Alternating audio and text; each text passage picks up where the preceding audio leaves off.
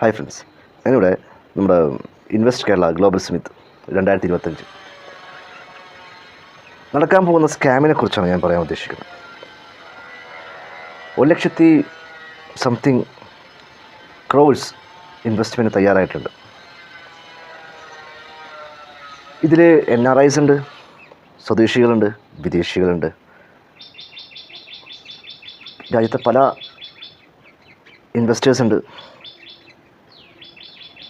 എന്തുമായിക്കോട്ടെ,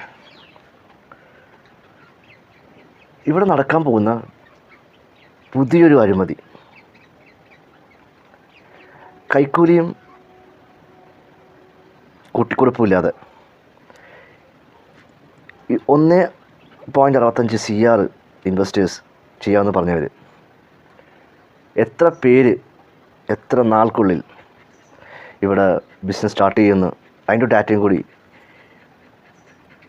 ഒരു ലോഞ്ചിൽ പ്രസിദ്ധീകരിക്കേണ്ടതാണ്. കാരണം എനിക്കൊരു 10-15 ബിസിനസ് ഈ കേരളത്തിലും വേറൊരു നാട്ടിലുമായിട്ടുണ്ട്.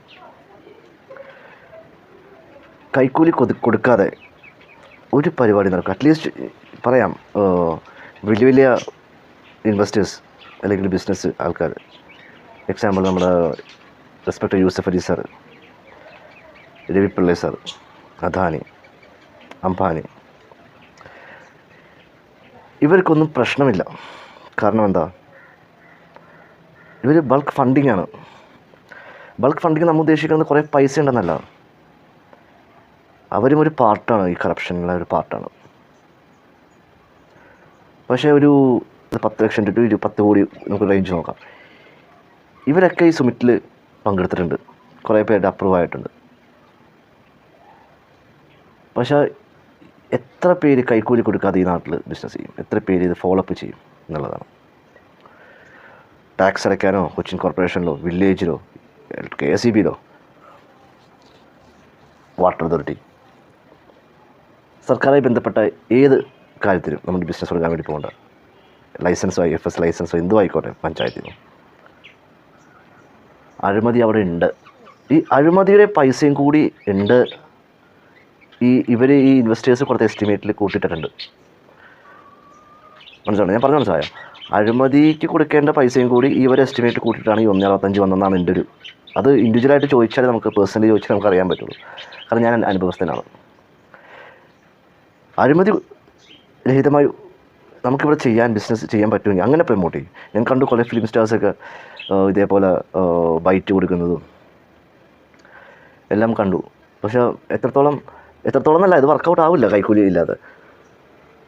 അപ്പോൾ അങ്ങനെ ഒരു പ്രഖ്യാപനം കൂടി, അല്ലെങ്കിൽ മുഖ്യമന്ത്രിക്ക് ഈ ഇൻവെസ്റ്റേഴ്സ്, ഈ ലിസ്റ്റ് ചെയ്ത ആൾക്കാർ, ഈ ലിസ്റ്റ് ചെയ്ത ഇൻവെസ്റ്റേഴ്സിന് അങ്ങനെ ഉറപ്പ് കൊടുക്കാൻ പറ്റുമോ?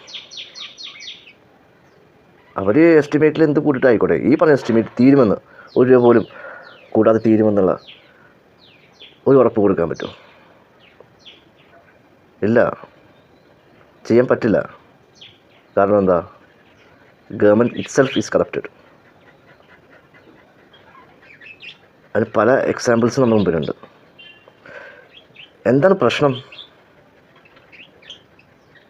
ലീഗലി ആയിട്ടാണ് ഇത് കറപ്റ്റ് ചെയ്യാൻ ഇവർ ഒരു പ്രോഗ്രാംസ് ഓർഗനൈസ് ചെയ്യുന്നത് അല്ലേ? അത് വ്യക്തമല്ലേ? ട്രാൻസ്പെറൻ്റ് അല്ലേ? നമുക്കറിയാം. നമ്മുടെ ഒരു കേരളത്തിൽ അവർ പറയുന്നത് അവർ നുണയാണ്, പൈസയ്ക്ക് വേണ്ടി പറഞ്ഞെങ്കിൽ ചില കാര്യങ്ങൾ നമ്മൾ വിശ്വസിച്ച് പോകും. അങ്ങനെയുള്ളവരാണ് പൊളിറ്റീഷ്യൻസ്, ഫിലിം സ്റ്റാർസ്, മറ്റുള്ള മേലുള്ള ബഹുമാനപ്പെട്ട ആൾക്കാർ.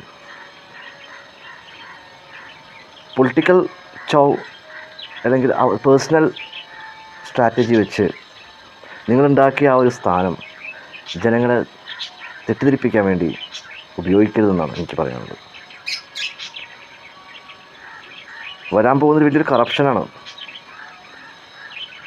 കറപ്ഷനാണ് വരാൻ പോകുന്നത്.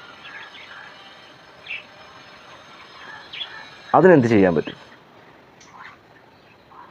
അത് മുൻകൂട്ടി നമ്മുടെ വിജയൻ സാറ് ഒരു ഡാറ്റ ഉണ്ടാകട്ടെ, അല്ലെങ്കിൽ ഒരു ഓർഡർ പാസ്സാകട്ടെ.